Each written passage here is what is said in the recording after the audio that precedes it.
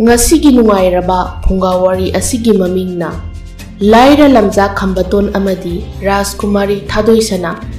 wari asibu ibirakpina Chanu Mangang Thaina mamangai matam amada Kanglaipak kauba laibak ama lairami Hairiba laibak ase Ningthau panba laibak ama oirami Kanglaipak hairiba laibak asigi ningthause Ahen bayamna pamba ningthau amakhaksu oirami Ningthau asigi mamingna Puthiba haina kaurami Nongmagi numit amada ngasidi laibak asida lairiba micham miyam singdo punna hunaduna loijing kauba pat aduda kumduna nganai balaklami nga phabagi thoram asibu yengba lakba oina laibak adugi ningthau puthibagi naitom yauzabi masanupi mamom langen thadoisu laklami mazai be malakle tabada tiliba miyam ado nonukpa matau utnarami Masai bema thadoisana sakta chuda awat palaitabi ningthaugi naitom tarak nganjabi mamom ibemani mahakna nga phariba mayam duda mikyeng thamlai mahakna asum yenglakpa matamda khara lapna urai masa mau pharaba tamba nupa amana nga achauba ama pharaduna purakliba adu madu ubada mazai bema na hairai hai achanbi tu adagi tamba nupa se amukta kaurau Asumna manai ama thaduna nupa adubu kaurure Masai bema masu leptuna adumak lairi nupa ado sangsillatuna nolokpa matau kaloinana hairakli Majai bema nanai tolaba aibu kaubibabu kariyawa chingoinabigadabano takpiyudo Majai bema masu nokphet tauna sakta suda watpa laitraba he tamba nangna pharakliba ngado aingonda pirao mado ai laikhrage Mamalna kayano haibirakno nupaduna sat haire nate mazai bema nga se laibidrabasu adumak pubikho thadoi sanana madu yade tamba nangna wana pharaga aina karamna lemna lawgani wa adu haiduna Khambatondagi nga ado lawrami aduga nga adugi mamal oina taret ki senja kharasu pirami Khambatonadi lawroi haina phanakanna haijabani adubu yadre Asumna numit ado haukre Konungdana kamdauri mapa ningthau puthibana mamai bema laimada hairami Laima lakliba punima numit asida aigi imom langlense awang thangba laibaki aigi marup nongyagi machanupa Rajkumar aduna yengba lakani wafam ase mama laimasu yarami pawasi tabada mazai bemado yamna saurami mahakti mapa ningthauga yamna khetnarami Tola taraba miyoi singbu yamna nungsijarami aduna khonglai thuna mapagi nakta laktuna hairami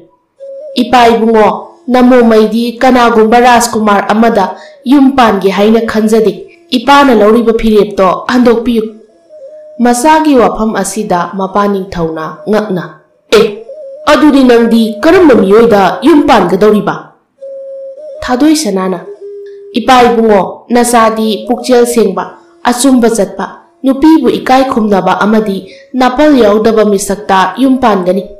kanagumba thoichat wangchatnaba misak amada nasana leige kaidonungda khanjade ningthauna ipagi bema ipana isagi damakta hainariba macha ibungo adusu mabukchel sengba achumba chatpa miyoini aduna ipana silibase yaune nangbo mama mapa oibasingna masabu phatanaba khaksinkhidabani Thadoi sanana warobiganu ipa ibungo nasagi apambada ayetpa pibiganu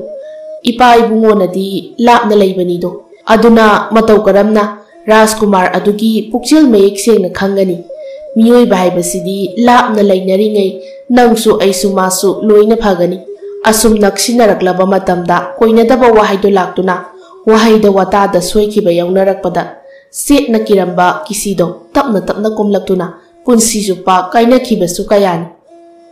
Ningthau tapna ipagi bema chumi isana hairibado adubu miyoi bahaibase soidaba landaba kanasu laite aduna lana launakhiba khudingmak sengdoknabagi tanja amadi pigadabani ipagi wase yadaba yaroiko asumna thadoi sanado mapagi wadu yaningdaba matau utlamlaga thokre Masanupi hek thokibaga mapa ningthausu wakhal wari मानदी इराय लाइना मचानुपीना यारक्लनी खल्लुबनी पुमनमक ओइदुनसु लैबाक निंगथौगी वादी मालेम लैदा ताफदबनीना हाइनखिबा मतुंग इन्ना अवांग लैबाकी राजकुमार अदो पूर्णिमा नुमितना यौरक्लबदा थादोय सनाबु येंबा लाक्लमी मपा निंगथौना लैमसिजबु थादुना मचानुपीबु थेमदुना पुथोरक्ले लाक्लिबा राजकुमार अदुदी थादोय सनागी मसक उबदा पामजबा हाइबदो थोक्लरी मतम मसिदा थादोय सनाना हंगलई लैबाक अमगी राजकुमार अदोंबु आइने इकाय खुमनबगा लोइनना नोलुकचरी राजकुमारना नते नते राजकुमारी करी मरम लैदुना आइंगोंदा खुरुंबीबनो आइसु नंगा चप मानै आइंगोंदा खुरुंबीगनु थादोय सनाना अदोमसे आइगी युमसिगी मिथुंगलेनी अदुना अदोंबु इकाय खुमनजबनी मसे आइगी इथौनी राजकुमार राजकुमार अदुना अदो राजकुमारी अहल मसेनगी वाफम असी करी खनबीरिबगे यानिंगलबा नत्रा थादोय सना तपना अदोमगी वाहंगी पाखुम पीद्रिंगै अइना हाना वाहंग अमा हंगजगे राजकुमार अदुना हंगबियु मचाइबेमा थादोय सनाना अदोमदी अइगे लुहोंगबा हाइबसिदा याबिनिंगलब्रा राजकुमार अदुना होय अइ तसेंगना यानिंगले थादोय सनाना करी मरमगी अइगे लुहोंगबा पामलेबनो राजकुमार अदुना अइसे राजकुमार अमनी नोंगमदी सोइदना युम पांदबा यारक्लोय अदुना राजकुमारीगी सक्तम असी उबदा अइना पामबा हाइबदो थोकले थादोय सना नोकफेक तौना ओ अदो राजकुमार मपाल थोंगी सक्तमना मियोइबगी नुंगी वखलोंदी उबा फंगबीरब्रा राजकुमार अदुना फंगजदी मचाइबेमा थादोय सनाना फरे राजकुमार आइगी पाखुमदो मतम खरा ngaibiko ai hojik maki oinadi yum panbagi wakhal lejedri wadu hairam laga thadoi sana changkhre Rajkumar दुसु मपुकनिंग द खल्ली असुकना पल तौबा फै नंगबु अइना नमदना लौगनी असुमना मतम खरगी मतुंग मपानिंग थौना लुहोंगलसी हाइदुना कन्ना हेक्ता हाइरक्ले मिकुप असिदा थादोय सनादो कोनुंगसी थादोक्तुना चेनख्रगे खलक्ले महाक तसेंगना कोनुंग मनुंगदा सुम लैबसी पामलक्त्रे मपाल थोक्तुना संसार की फजबा मफम खुदिंगदा कोइबा चनिंगबा फाउरई अदुगा माना महाकी लैबाक्ता लैरिबा मिचम मियामगा पुन्ना हिंगमिनबा पामलई अदुबु मपा निंगथौनदी मचागी वखलोन अदो खंगलमदे करिगुंबा थादोय सनाना मपादा हायुरबसु इयरक्लोय असुमना नोंगमदी थादोय सनादो कोनुंगदगी मतोमता थोक्लई अदुगा कना उद्रिंगै महाक नारोंदा चेंथोरई अदुगा सोमदना लाइरे लमजा खंबतोंदो उमंगदा सिंग सलुरगा हलक्लमी तंजासिदा नुपी अमा चेलक्लिबदो उरमी खंबतोन कोकथक्ता पुरीबा सिंजा मपुंदो तपना थमलगा नुपी अदुबु येंगदुना लैरी थादोय सनानसु सचंगसिलक्तुना खंबतोनगी मांगदा लेपलरी खंबतोनदी नुपी असे मजाइबे मने हाइबा अदुम खंगले अदुना हंजे मजाइबेमा करीनो मफम असिदा नदोम तरक चेलक्लिबसिबो करी अवाबा तारबगे अदुबु थादोय सनादी खंबतोन सि हान उख्रबसु मसक लाक्सिनबा ngamdre पुमनमक ओइदुनसु वारी पुंबा खंबतोनगी मफमदा तमजरमी थादोय सनागी वारी तारबा मतुंग खंबतोनदु मबुक्ता खल्ली करी नुपिनोने सिबो नुंगाय यैफबा निंगथौगी कोनुंगदा लैबा पामदे हाइरिबसिबो थादोय सनाना हाइरई तम्बा नंगबु कनानो आई इसासे वाबना लोरी इपा निंगथौगी मनाइसिंगना आइबु थिरक्लबदी फाख्रगनी खल्लदुना चेलक्पगी खोंगसे नाबनसु लोरी असोमदना राजकुमारीदो मपा निंगथौना कोइथि थिबा हौरक्ले अदुगा सोमदना खंबतोना हाइरी मजाइबेमा ननाई ए अमुक चचख्रगे करिगुंबा इनिंगथौगी मनाइसिंगना थेंगनखिबा थोक्लबदी आइबु चैराकपीगे हाइरकनी अवाफमदा ताबा सोइद्रे थादोय सनाना मदुगिदमक करीमता खनगनु आई नंगी युमदा मतम खरा लैजगे तंजासिदा निंगथौगी मनाई नुपा अमना खोंजेल हौना लाउरक्ली ताव ताव ताव लैबाग असिदा लैरिबा मियोय खुदिंगमकना इनिंगथौगी मचाइबेमा थादोय सनादो कोनुंगदा हंजिलक्त्रे कनागुंबना माबु थेंगनबा थोक्लबदी सना कोनुंगदा लाक्तुना पाव पीरगदबनी करिगुंबा लैबाग निंगथौगी याथंगबु उसित्तबा थोक्लबदी angang olhangani kauganu lawrakli bado khambato na sutarami madu tabada khambato na haire tabire dana mazai bema thadoi sana su loksing chawbini aduna khambaton gi thauna haba wahai na haidaklami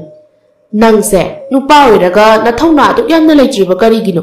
kari su leitaba nupi macha aibu lopa ngamlaroi hairibra hoi adu mulo tuna thamba gi thauna do leijade aidi yamna lairaba tolaba misak ama khakni aigi laira khangpok aduda mazai be mana leiba hainaro tanja sida sagol tongduna ningthaugi manai khara lakli madu ubada thadoi sanana khambaton gi makhutu tapaiduna khara sukpa narak amagi marakta changduna lotlami khambaton mahakti tawribasi karino khalubada wakhal ga mangi asumna anido maphamduda numit taba ngaiduna leirami numit hek takhibaga makhoi anido khambaton gi yumda lakli khambaton su mayum yoroklaga mabok pu kauthoklami aduga wari pumba lirami mabok nasu ayaba piraklabada anido imungda changkhri asumna asum haukiduna tha ama pharakli tha amagi manungsida thadoi sanado khambaton gi imungda nungaina leirami thadoi sanase ningthaugi machanupi oibanina makhoina sida chariba sak ensangse hainaram loidra khanduna saba yana basinbada khambaton amadi asonbi mabokto yamna wana sillangduna honazarami madu thadoi sanasu khanglami aduna tapna hairei abo nasuna yumsida leibase abu khoibu yamna awaba pire mabokna mazai be ma ai gumbi lairabi amagi yumda mazai be mana leibiduna seba phangjabadi kaya da laibak pharibanu nongmagi numit amadadi thadoi sanado masa yamna kanna ngamlaktre thadoi sanana narakpa sida khambaton na hena nungsa thirakli phatta nungda thoklabadi karam tawgani khalubada thadoi sana masu khambaton bu tapna tapna nungsirak-tuna ngasidi khambaton bu mapuroi bu oirage lepkhre aduna mana hek naba phabaga mapaning thoge manakta chatuna wafam masi tamlage haina khalami adubu mahakna pamjana khaliba khambaton se mapaning thongna yarakloi haibadi manasu khanglami aduga somdana mapaning thawdo machanupi thiba khangdaba sida thawai yamna warami aduga mama lei masijesu yamna kaplami mama na haire ining thaw isa nupi do kadai de leiramgani isagi apam pam da hangbidana ining thawna mabu namdana thajagi honarubagi mahaini ngasi aikhoina phangliba jainase asumna thadoi sanagi manai asan bidusu ikhang khangaudana thadoi sanana mangki basida yamna nungai jaramde aduna machinda tapna soli masai bema onthokna su wakhal theli dako atai kanagi maphamda taklamdrabasu nanai aigi iphamda taklambadi yaban aduga somdana khambatondo patagi nga khara pharuraga mado mabokta yaithokanduna hairei abo mazai bi mana saba yana ba mongda thong thakpiyuko hoi hoi abokna ne phana basillagi asumna ngaihaki matung khambaton thadoi sanagi manakta changlai thadoi sana tapna hogolaktuna hairei kaigino asukuina patagi karaktribadubo nang lakpa ngaibida aina kayada wariba ibema nanaidi lairabo oirubanina imungse awatpana pik thalido aduna ibemana sanaba patagi nga pharubani ngasidi nga yamna pharei khambaton gi pakhumsi tabada thadoi sana mabukningda khali magi sibu aibu nungsibagira natraga karigi oirabazam asumna numit kharani gi manungda thadoi sana naba pharakle numidangi matamni anido mangolda phamli thadoi sana na hairei ai hayeng konungda satki haina khali khambatona maduna phagani mazai bema thadoi sana nokphet tawna aina yumda satki haise kaigino nang khangbra khangjade mazai bema thadoi sanana aina ipaning thauda aina pamjaba bor leire haina hairukadoribani tamba kanabun ibemagi punsi khongloi oige haina khaliba haujikti haikiroi nongma soidana khangni matamduda nangsu chenbe yaroiko khambatondo thadoi sanagi wadu tabada nokphet tawjai masu pakhangina masak matau phajarabi masai be mana mabu nungsiba manba matau asida Mathangi numitni Khambaton pata chatkidawri Thadoi Sananasu Khambatonbu yengduna hairei Ngasidi khara ngana hanbirauko aduga patagi thambal kharasu hekbirau Ngasidi aigi ipong numine aduna Ishorgi mafamda kachaduna yaifa thamnijage Hoi thambal budi soidana heklake ado nganna halakpa yabra yengi nati yahangi yahaloi nangi khutta laibane aduna hoi haina khumgadabane Khambaton momon tawna hoi halagi Thadoi Sanasu nokmi chatpiruro Khambaton su Thadoi Sanagi matawse nungsiba phawdaba nate masu haiphet yenglamlaga chatkre nungthilgi matam oirakle patta Khambaton su nga khara pharabagi matung mayum hangadabagi tawrai masu ngasai Thadoi Sanana nokmi tawduna hairakliba wado ningsinglaga khanghaudana magi maithongdo momon tawraklami aduga thambal kharasu hekladuna madom haije si oiradi mazaibe magi thamoina soidana harauragani aduga masu mayum yongningmanbagi mayaina hatu patagi karakli aduga asomdana ningthaugi manai kharana Thadoi Sanagi mari makhong khangkiduna lawbalaklami Thadoi Sanasu sattanaba yamna kanna honajaki adubu upai lekhidre mahak Khambatonbu yamna uninglakle aduna mabokta hairei abo nasu amuk sacharukhige Horen mana patagi karaklaga aibu hanglakpa thoklabadi chatkre haina pawdambiu ko bo asumna Khambatonbu uba phangda adumak chatkre maboksu upai leitana leihori ngayaki matung Khambaton makhuta thambal khara paiduna wakhal yamna nungaina Thadoi Sanada pige khanna purakle adubu mana mayum yorakpa matamdadi Thadoi Sanado konungda chatkre haiduna leiramdri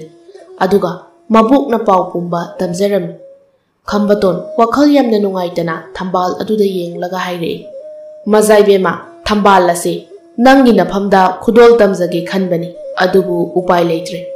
nangna lapna leikhrabasu thambal ase ishorda katuna thaunijage ko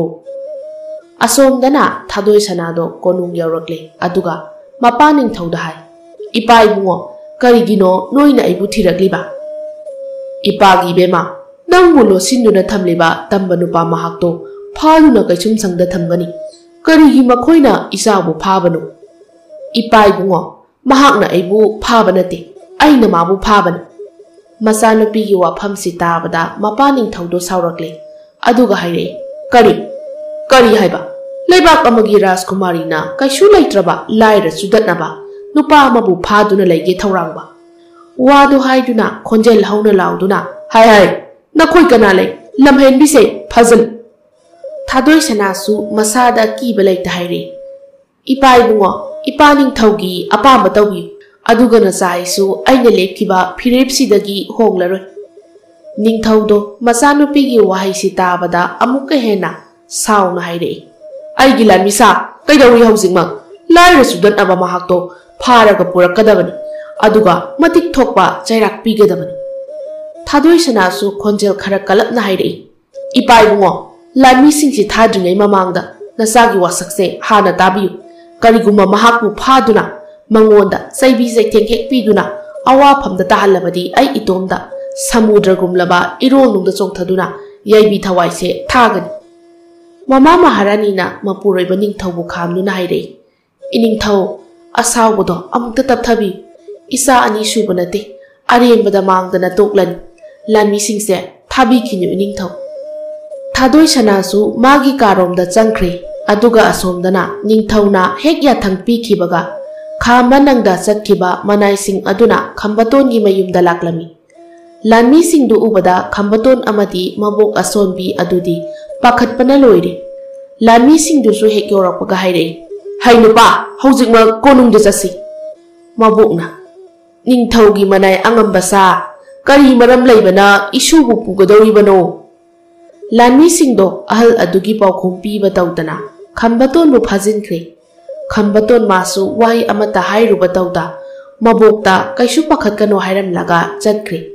adubu mabok asonbi adunadi leiba yadraduna lami sing adugi matung ilakli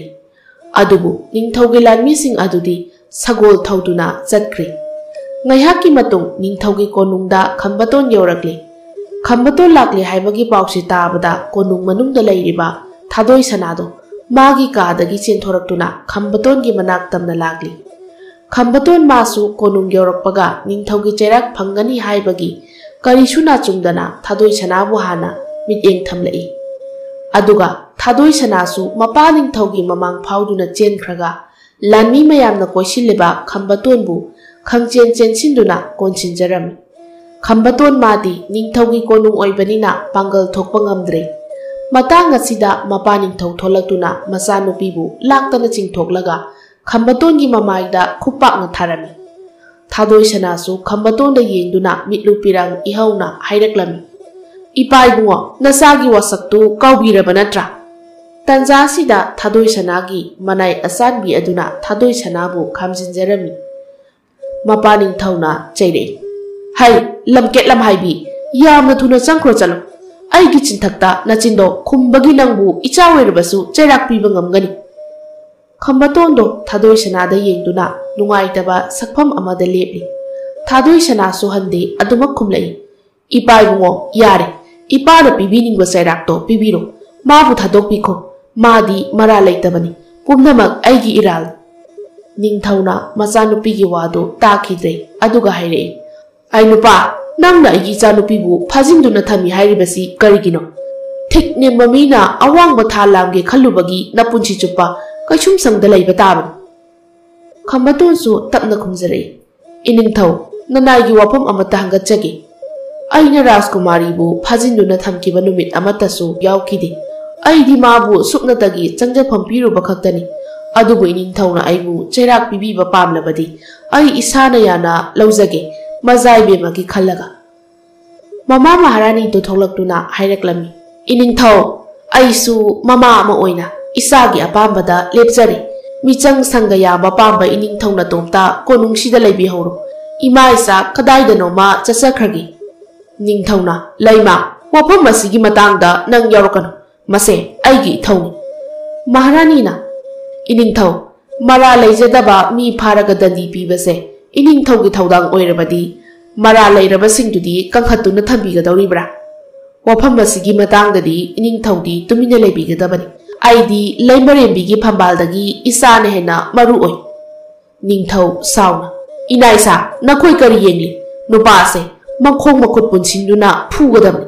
Aduga kaisum sangda mapunsi chupa thamgadabani. Tanja sida mapa ningthaugi akanba wahai tabada Thadoi Sanado mai hauna sawraktuna haireklami. Ipa ningthau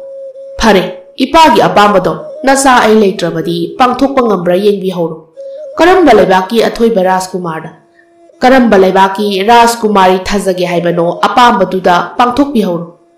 Wahaido hairamlaga Thadoi Sanado magi makhut paiduna leiribi manai asanbi adugi makhutto kanthoklamlaga konungi mapalomda kanna chenthokirami. Machanupina kaplaga chenkhiba aduda Mama Maharani su machabu tanakre. Mapa ningthausu manaisingda machanupibu phanaba yathang tawrakle. Aduga mayamna marang tawnaringaiduda Khambatonsu khonglei thuna chenkhiduna Thadoi Sanabu tanakre. Asumna mi mayamdo itak takna leiringai tanja asida Khambatongi mabok ado konung yauraktuna ningthaubu unage hairakle. Ningthausu ahal amana mabu unage haina leihogi hairakpaduda mapalda thoklai. Khambatongi mabokna ningthaubu hek ubaga hairaklami. Iningthau nanai aigi isu nupado mara leijadabani amukta thadokpiyu. Ningthaudo karimata khumde tumina leptuna leiri. Mabokna makha tana hairei. Nanai aigi isudo mama mapasu nauna kainaki. Lairaba mabok aina migi phausu langluraga sarana mata saraga wana saunaba yokcharakhibani. Ngasidi isugi mapal amuk tangduna araiba khara saminaduna samna hingzaba punsin. Nanai aina phigau sana isugu nijariye iningthau. Wadu haiduna hanubi adu kaplakle. Ningthaudo kari pakhum pigadabano khangdre. Aduga asomdana Thadoi Sanado paklaba ipak amada laktuna isingi iron nungda phan hekta songthakirami. Aduga Khambatonsu madu ubada thinthaba tawda isingda songthakirami. Mama Maharani su torban yauраklaga isingda chongthagi tawbadagi manai mayam sangduna phanari. Aduga kapna kapna hairei imagi bema imadi mangjare tako napa ningthauna isagi aningba thunghanba ngamdrabasu nama aine isagi aningba apambado soidana thunghangani imana kauribase tarabadi amukta khumlao imagi thadoisana asumna mikup kharagi matung khambatuna thadoisana bu phaibamnaduna isingdagi phawgalaklami madu ubada maharani do harauna masabu kongjarami khambatonsu kangphal yoraktuna thadoisana bu tapna magi phaibakta nga thanduna thami aduga thadoisanagi mamaida makhuna tapna tapna thaduna wakhal laknaba hotnarami masanupina wakhal taraktrabaduda mama maharani di kappada loiri khambatona kawi masai bema se mitchi amta pangu masai bema asumna mayam sangduna laikanaraba matung thadoisana wakhal lakli madu ubada mama maharani do masabu mathada chena konchinjarami aduga thadoisana su akoibadu yenglakpa matamda khambatona mabu ngaktuna leirambaduda mitlu pirang ihaurakli khambaton su kapkanu haibagum mangakto haiphet hairaklami asumna makhoidu mafamduda ngaihak leirabadungda konung tamna laklami aduga somdasu mabuk asombi ado ningthauna paukhum amata piraktabaduda mathwa yamna nungaitana kaptuna thorakli mabuk oibi magidi masunupa aduna pumnamak oiribani aduna masunupa bu awafamda takrabra khallubada khuiri tawraba maithongi unsa sing adugi mathakta mapido lepalaita sinthaduna makhongdo tapna thangba haurai adugumlaba mikup aduda konung tamna miyam huptuna lakpado urai madu ubada mahaksu chap leptuna leiri tanza sida mapaning thausu thoklaktuna konungi wangmada leplari khambaton hoisu asum lakpana hujiti ningthaugi manak yauri maboktusu masubu uzaba mikup sida changsilaktuna hairei aboki thoiba yumda halasi isu udabada abok yamna waine ibungo khambaton mabokpu tapna makut samlaga thadoisanada haifet yenglamlaga ningthaugi manakta changsinduna tapna wa hairei iningthau haujiksu nanai aibu chairak pibi khidawribara pigadaba oirabadi aigi solabi abokse iningthauda sinajaramlagi aigidi abokna imasuni ipasuni aduna aina kaishum sangda laikhrabasu abok puluna tawbiyu ko iningthau maharani changsilaktuna hairei iningthau karigidamakta mabu chairak pigadawribana haujikki mabu chairak pibagi mahutta isai bema se thajaduna laibak pungjaw themduna dom dham tawraga luhonggadabani thadoisanadi wahi amata haide tumina lukthaduna leiri maharani na makha tarai ibungo nangi abokse puduna yumda halu aduga hayeng ase aigi isanupi thadoisanaga nanga luhongnabagi sem saru adubu haujik phawa ningthauna wahi amata hairaktabasida mabokna hairei leimaremi bema aikhoi hanjakragi ining thauna pamjaba Rajkumar Kanada masaningol ase thajabi nanai tolabi aigi yumdudi atya mathakta thoklakpa tha thawan misa kayabu phamungda longna hiplaga masing thiba yaba yumni kintharaba phaklangna leitengba yumni do aduga aigi isudi pidat padatpa pupang sudaba tasengna lai lamjani ining thaugi pukningna pambiroi nanai aikhoi chachakhragi wado haiduna mabukna makha tarai isu thoiba yumda halasi isu ibengi mallaba yumjaw aduna nang ai halakpa ngaiba waramlagani asumna masu mabel anidu makhong thangba haukhre thadoisanadi khambatonbu satkhini haibagum luraknaba miyeng amaga loinana mitudagi pirang ihaurakpa haurakle adugumlaba mikup aduda ningthauna wakhal yamna munna khallaba tungda khambatonbu khamlaklami hai nupa nang amukta ngaikho khambaton amadi tiliba miyamdo ningthauna kari hairakadage khanbada mi paiba phaurakle ningthauna hairei imagumlabi nangi na sunupaga aigi isanupi Rajkumari Thadoisanaga sauna luhonglagani mapagi wahaisi tabada Thadoisanado khonglei thuna khambatongi manakta chensilaktuna khambatonda chetna konsillaga kaplami mahak taseng na harau behen mankhiduna kappa haibado oire asumna mapaning thauna ayabasu pirabanina Laibak Pungjau Tinduna, Mazaibe Matadoi Sana, Luhunglani Haibagi Pau Kayasu, Sandokri. Asumna, Matangi Numita, Mazaibe Matadoi Sana Amadi, Kambaton Anibu, Chauna Luhunglami. Makoi Ani Luhongkre Pau Tabada, Hana, Mazaibe Matadoi Sanaga, Luhungani Haina Tauramba Raskumar Ado. Kalakpa Amadi, Sauning Bagaloinana, Papaning Tauda, Makoi bu ikai babibani haina insilami. Aduga Raskumar aduki mapana su hairami. Jummi, isana haiba. Aduna hujikti makoi gi mathakta lan tawduna aikoi bu ikai babibagi laman khumgadaban. Aduga somdana thadoi sanado mapuroi bagaloinana mapaning thaugi konungda adumak leirami.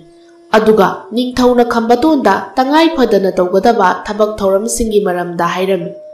Asumna sahi ama onkraba matung Thadoi Sanado Miro Laklami. Masanupi Masawai Sangdre Tabada Mama Mapa Anido Yamna Haraurami.